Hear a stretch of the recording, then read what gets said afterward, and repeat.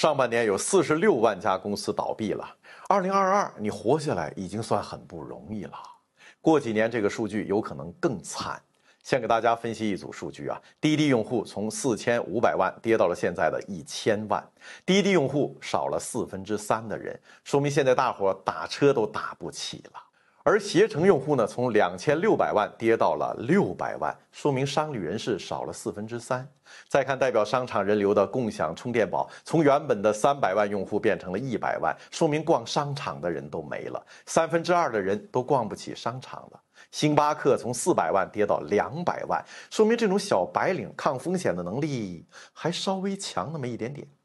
上半年这个数据写的是全国46万家公司倒闭，唯一上涨的特别好的，您猜是啥 ？Boss 直聘，全国用户增长100%，说明什么呢？说明这边全面消费萎缩，大家没钱，很多人失业了，然后到处找工作呀。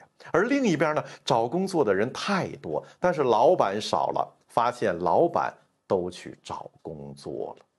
接下来会发生什么？你应该清楚了吧？